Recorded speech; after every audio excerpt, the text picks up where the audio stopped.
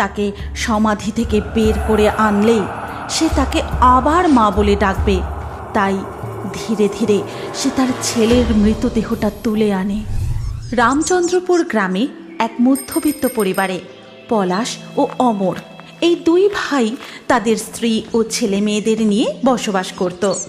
পলাশ ও প্রমীলার একমাত্র ছেলে তাতান। অমর ও অর্পিতার 3 বছরের একটি ছোট্ট মেয়ে ছিল, নাম তুলি। তারা সবাই মিলে বেশ সুখে শান্তিতেই বসবাস করছিল। একদিন সকাল থেকে ঝিমঝিম করে বৃষ্টি পড়ছে। তখন তুলি, তুলি মা, এই সব দুধটা ঢক ঢক করে খেয়ে নাও। খেয়ে দাদার সাথে গিয়ে তুমি খেলো।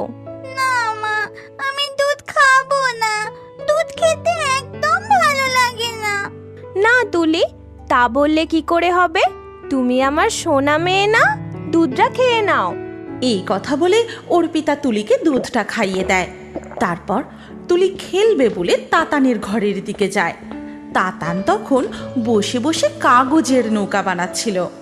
দাদা, এই দাদা, তুই কি বানাচ্ছিস রে? বনু, এই দেখ আমি কি সুন্দর কাগজের নৌকা বানিয়েছি। চল আমরা বাইরে উঠানের জলে এগুলো ভাসাই। এই কথা বলে দুই ভাই বোন মিলে বাইরের উঠোনে জমে থাকা জলের মধ্যে কাগজের নৌকোগুলো ছেড়ে দেয়। এই দাদা, এখানে তো নৌকোগুলো চলছেই না। হ্যাঁ রে বনু, এখানে তো বেশি জল নেই। চল বনু, আমরা বাড়ির পিছনের ওই পুকুরটায় যাই। ওখানে এই নৌকাগুলো ভালো ভাসবে। কিন্তু দাদা, মা আর জেঠিমণি জানলে তো খুব বকবে। আরে কিচ্ছু হবে না, তুই চল না। এরপর দুই ভাই বোন মিলে তাদের বাড়ির পিছনের পুকুরটাতে যায় এবং তুলিকে পাড়ে দাঁড় করিয়ে রেখে তাতান ঘাটে একটু নিচে নেমে তুলির দিকে তাকিয়ে বলে, বনু, তুই ওখানে চুপটি করে দাঁড়া, একদম এদিকে আসবি না, এলে পড়ে যাবি কিন্তু। তুই ওখান থেকে দাঁড়িয়ে দাঁড়িয়ে দেখ, আমি নৌকাগুলো জলে ছেড়ে দিই। এই কথা বলে তাতান কাগজের নৌকোগুলো যেই জলে ভাসাতে যায় অমনি হঠাৎ পা পিছলে পুকুরের অথই জলে পড়ে যায়। বাঁচাও, বাঁচাও, বাঁচাও, বাঁচাও। এই দাদা, তোর কি হলো? তুই অমন করছিস কেন? উঠে আয় না দাদা, আমার খুব ভয় করছে দাদা, উঠে আয় না তুই। এই দাদা। কিন্তু তাতান হাবুডুবু খেতে খেতে ধীরে ধীরে অতই জলে তলিয়ে যায়। দাদা উঠে আসছে না দেখে তুলি খুব ভয় পেয়ে যায়। এই দাদা, তুই কোথায় গেলি? উঠে আসছিস না কেন? আমার খুব ভয় করছে দাদা। মার জেঠিমণি তো আমাকে খুব বকবে। এই দাদা, দাদা, দাদা, তুই কোথায় গেলি? তুলি প্রচণ্ড ভয় পেয়ে কাঁদতে কাঁদতে দৌড়ে তাদের বাড়ি চলে যায় এবং ভয়ে কাউকে কিচ্ছু না বলে ঘরের এক কোণে চুপটি করে বসে থাকে। তারপর বেশ কিছুক্ষণ কেটে যায়। ছেলে মেয়ে দুটোকে কোথাও দেখতে না পেয়ে অর্পিতা বেশ চিন্তিত হয়ে পড়ে। তখন দিদি ভাই, ও দিদি ভাই, তাতান আর তুলিকে কোথাও দেখেছো? সেই সকালবেলা দুটোকে খেলতে দেখেছিলাম। এত বেলা হয়ে গেল, কোথায় যে গেল দুটোতে? কোথায় আর যাবে, দেখ হয়তো বাগানে খেলা করছে। না গো দিদি ভাই, আমি তো বাগানেও দেখে এলাম, ওখানেও নেই। তারপর দুই যা মিলে গোটা বাড়িতে তাতান ও তুলিকে খুঁজে বেড়ায়, কিন্তু কোথাও দেখতে পায় না। বেশ অনেকটা সময় কেটে যায়। খবর পেয়ে পলাশ ও অমরও বাড়ি ফিরে আসে। বাড়ি ফিরে সব কিছু শুনতেই সবাই মিলে তাতান ও তুলিকে খুঁজতে বেরিয়ে পড়ে। তারপর একটি মুদির দোকানের কাছে গিয়ে জিজ্ঞাসা করে, কাকা, ও কাকা, তুমি তাতান ও তুলিকে কোথাও দেখেছো গো? না রে, এইদিকে তো ওরা আসেনি। দাদা, ওইদিকে কতগুলো বাচ্চা ছেলে মেয়ে খেলছে, চলো ওদের গিয়ে জিজ্ঞাসা করি। তারপর তারা ওই বাচ্চা ছেলে মেয়েগুলোর কাছে যায়। ছেলে মেয়েগুলো তখন টায়ার নিয়ে খেলছিল। এই, তোরা তাতান ও তুলিকে কোথাও দেখেছিস? না গো কাকা, ওরা তো আজ খেলতে আসেনি। তবে পটাই বলছিল ওরা নাকি কাগজের নৌকা বানিয়ে তোমাদের বাড়ির পিছন দিকে ওই পুকুরটার দিকে যাচ্ছিল। এই কথা শুনে তারা সবাই মিলে তাদের বাড়ির পিছনের পুকুর পাড়ে যায়। আর সেখানে গিয়ে তারা যা দেখে তাই দেখে তাদের গোটা শরীর কেঁপে ওঠে। তারা দেখে তাতানের মৃতদেহ পুকুরের জলে ভেসে উঠেছে। তাতান!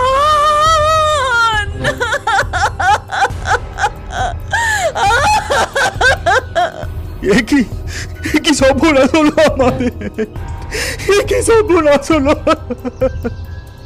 তারা সবাই পুকুর পাড়ে কান্নায় ভেঙে পড়ে। তাদের চিৎকার শুনে গ্রামের সব লোক জড়ো হয়ে যায় এবং তাতানের মৃতদেহটা জল থেকে তুলে নিয়ে গিয়ে তাদের উঠানে শুইয়ে দেয়। তাতান, উঠে বস বাবা, চোখ খোল সোনা। কিচ্ছু হয়নি, কিচ্ছু হয়নি ওর, কিচ্ছু হয়নি। আমি ডাকলেই ও চোখ খুলবে, এক্ষুনি উঠে বসবে। চোখ খোল সোনা, ভাত খেতে হবে, অনেক দেরি হয়ে গেছে বাবা। ওঠ ওঠ তাতান, ওঠ। দিদিভাই, দিদিভাই সামলাও তুমি নিজেকে। আমাদের তাতান যে আর নেই, আর কোনো দিন চোখ খুলবে না আমাদের তাতান। চুপ, একদম চুপ, কিচ্ছু হয়নি ওর, কিচ্ছু হয়নি। তখন গ্রামের একজন লোক পাশ থেকে বলে, না না, আমাদের আর দেরি করাটা ঠিক হবে না। আর সন্ধি হওয়ার আগে আমাদের সব কাজ মিটিয়ে ফেলতে হবে। চলো চলো, এবার ছেলেটাকে চৌবাড়ির বাগানের দিকে নিয়ে যাই। তারপর গ্রামের সবাই মিলে তাতানকে তুলে নিয়ে চৌবাড়ির বাগানের দিকে যায়। ওকে কোথায় নিয়ে যাচ্ছ? নিয়ে যেও না ওকে, ওর কিচ্ছু হয়নি, কিচ্ছু হয়নি, ওর কিচ্ছু হয়নি। প্রমীলা পাগলের মতো কাঁদতে থাকে। ঠিক তখন সবার কান্না শুনে তুলি বাইরে বেরিয়ে আসে। তোমরা দাদাকে কোথায় নিয়ে যাচ্ছ? নিয়ে যেও না দাদাকে। এই দাদা, দাদা আমি কাঁচাতে খেলবো, তোমরা নিয়ে যেও না দাদাকে। সবাই মিলে চৌবাড়ির বাগানে বাচ্চা ছেলেটির সমাধি দেওয়ার শেষকৃত্য সম্পন্ন করে। এই চৌবাড়ির বাগানে শুধু মৃত শিশুদেরই সমাধি দেওয়ার জন্য আনা হয়। এদিকে প্রমীলা ছেলের শোকে সারা দিন কান্নাকাটি করে। খাওয়া দাওয়া বন্ধ করে সে শয্যাশায়ী হয়ে পড়ে এবং কিছুদিনের মধ্যে সেও মারা যায়। তাদের বাড়িতে এক দীর্ঘ শোকের ছায়া নেমে আসে। এমনই একদিন, তোর কিচ্ছু হয়নি বাবা, তোর কিচ্ছু হয়নি। এক্ষুনি এক্ষুনি তোর মা তোকে এখান থেকে তুলে নেবে, তোকে সুস্থ করে দেবে এক্ষুনি। এই দেখ বাবা, এক্ষুনি। এই কথা বলে প্রমীলার আত্মা মাটি সরাতে থাকে। সে ভাবে তার ছেলে এখনো জীবিত। তাকে সমাধি থেকে বের করে আনলেই সে তাকে আবার মা বলে ডাকবে। তাই ধীরে ধীরে সে তার ছেলের মৃতদেহটা তুলে আনে, তাকে জড়িয়ে ধরে আদর করে, চিৎকার করে ডাকে, কিন্তু তাতান আর জেগে ওঠে না।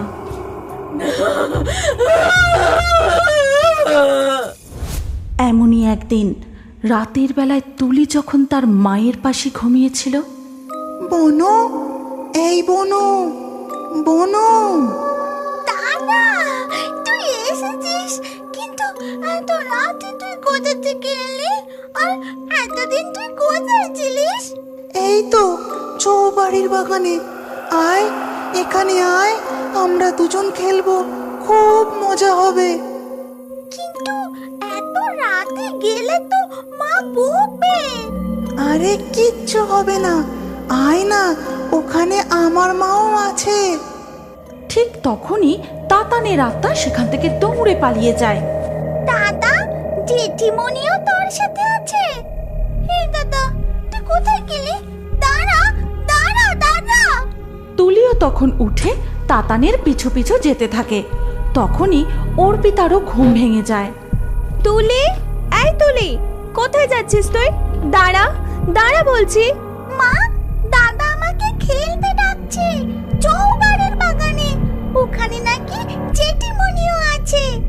তুলির মুখে এই সব কথা শুনে অর্পিতার হাড় হিম হয়ে যায়।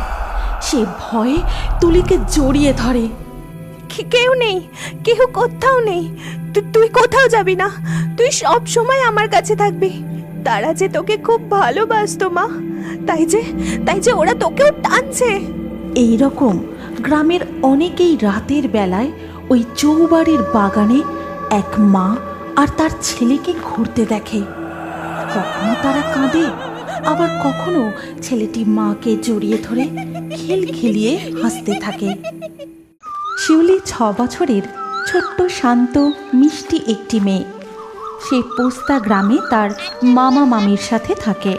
গত বছর একদিন যখন সে মা বাবার সঙ্গে পোস্তা গ্রামে তার মামার বাড়ি যাবে বলে তৈরি হচ্ছিল, কই গো, হলো তোমার? তাড়াতাড়ি নাও। ওরে বাবা, বাপের বাড়ি যাওয়ার কি তাড়া! চলো চলো, আমি তৈরি। আর শিউলি মা, বাবার হাতটা ধর।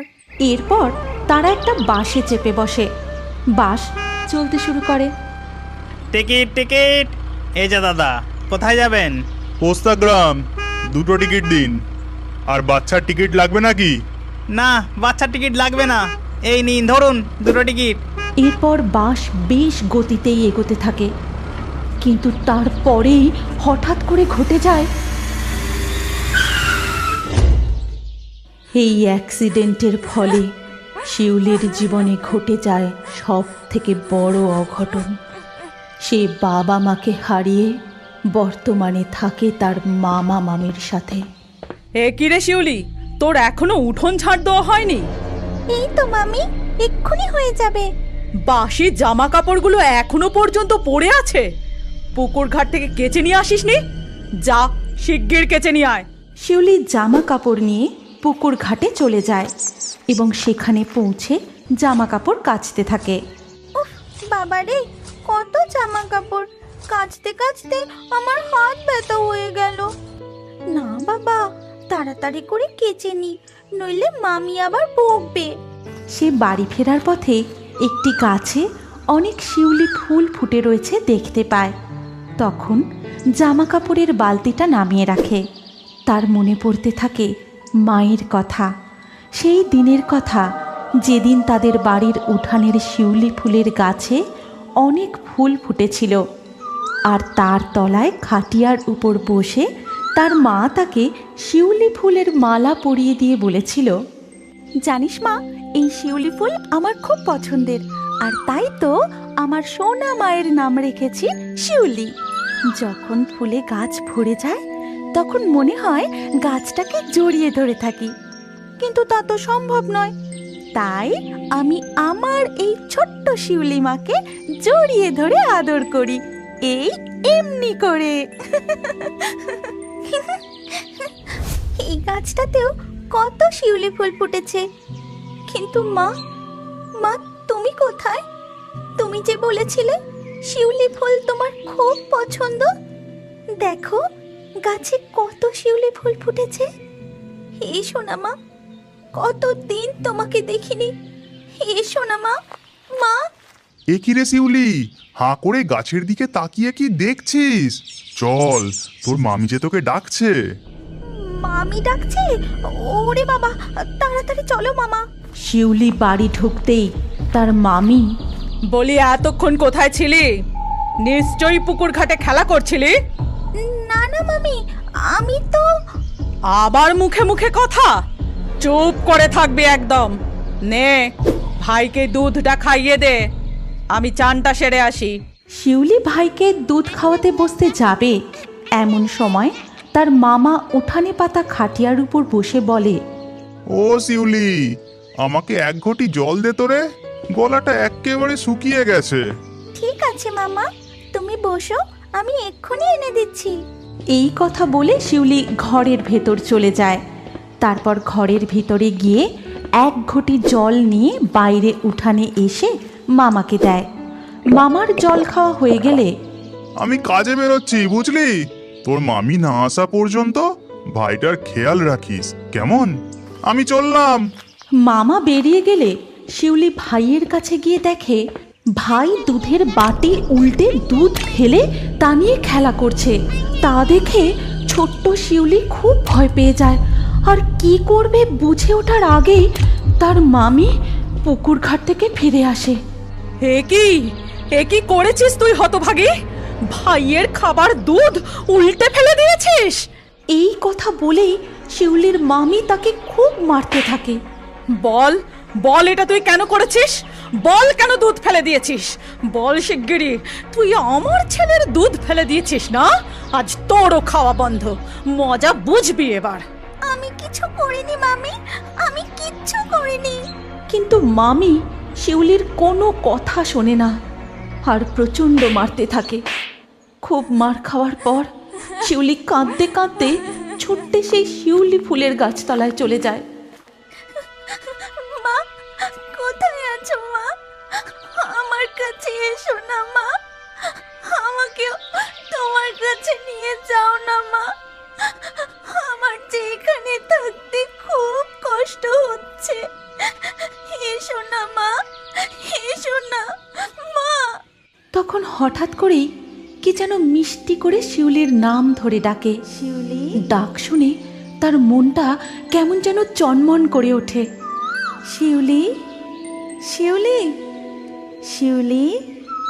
মা, মা, মা তুমি কোথায় মা? আমি তোমায় দেখতে পাচ্ছি না কেন মা? মা, মা আমি তোমায় দেখতে পাচ্ছি না কেন মা? শিউলি, এই শিউলি, আরে ওই শিউলি। ওরে বাবা, মামি তো এইদিকেই আসছে। মা, আমি বুঝতে পেরেছি মা, তুমি এখানেই আছো। তুমি কোথাও যেও না যেন। মামি কি বলছে শুনেই আমি চলে আসবো। তুমি এখানেই থেকো কিন্তু। এই কথা বলে শিউলি সেখান থেকে চলে যায়। আর বাড়ি ঢুকতেই তার মামি, খুব পা হয়েছে দেখছি, যখন তখন বাড়ির বাইরে চলে যাচ্ছিস। যা, ঘাস কেটে নিয়ে এসে গরুটাকে খেতে দিয়ে দে। এরপর শিউলি কোনো কথা না বলে ঘাস কাটতে চলে যায়। তারপর বেশ খানিক ঘাস কেটে নিয়ে আসে গরুকে খেতে দেবে বলে, এবং সে খুব যত্ন করে গরুকে খেতে দেয়। এরপর সে আরও অনেক কাজ করে, কিন্তু তবুও মামির রাগ মেটে না। দুপুরে তাকে খেতে পর্যন্ত দেয় না। এরপর রাতে যখন তার মামা মামি খেতে বসে, আমাকেও একটু ভাত দাও না মামি, আমার যে খুব খিদে পেয়েছে, আর খিদে সহ্য করতে পারছি না। বলছি শুনছো, এইবার মেয়েটাকে দুটো খেতে দাও। ছোট মেয়ে, না হয় ভুল করে দুধটা উল্টে ফেলেছে, ওকে আর শাস্তি দিও না। তুমি চুপ করো। এখন থেকে ঠিকঠাক শাসন না করলে ও মেয়ে মানুষ হবে? তুমি যা পারো করো, আমার আর ভালো লাগে না এইসব। এই কথা বলে মামা উঠে চলে যায়। সকালের মার, সারাদিনের পরিশ্রম, পেটে প্রচণ্ড খিদে নিয়ে কাঁদতে কাঁদতে ঘরে গিয়ে ঘুমিয়ে পড়ে শিউলি।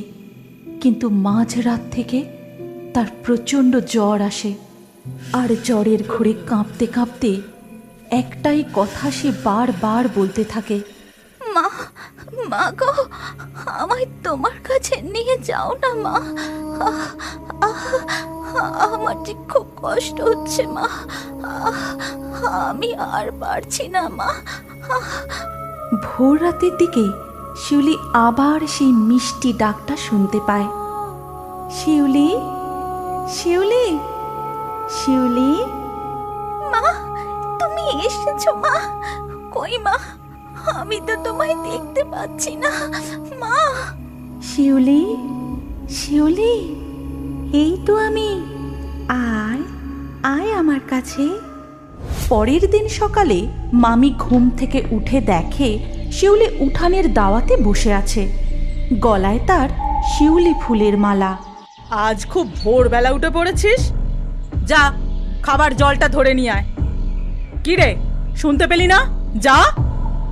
ও, খুব সাহস হয়েছে দেখছি, এমন মরব না। এই কথা বলে শিউলির মামি তেড়ে যায়, কিন্তু তার কাছে যেতেই সে দেখে শিউলির চোখ লাল টক টক করছে, আর শিউলি ভয়ঙ্করভাবে তার দিকে তাকিয়ে আছে। আচ্ছা ঠিক আছে, তোকে যেতে হবে না, কিন্তু গরুর জন্য ঘাসটা তুই কেটে নিয়ে আয়। শিউলি সেখান থেকে এক পাও নড়ে না, উল্টে ঘাস কাটার হিঁসুটা উড়ে মামির হাতে চলে আসে। এই সব দেখে সে প্রচণ্ড রেগে গিয়ে হেঁসোটা ওপর দিকে তুলে বলে, কোত্থেকে ম্যাজিক শিখে এসে আমাকে ভয় দেখানো হচ্ছে? দাঁড়া, তোর মজা আমি বার করছি। ঠিক তখনই শিউলি উঠে দাঁড়ায় আর তার পাশে থাকা একটা লাঠি উড়ে এসে মামিকে পেটাতে শুরু করে।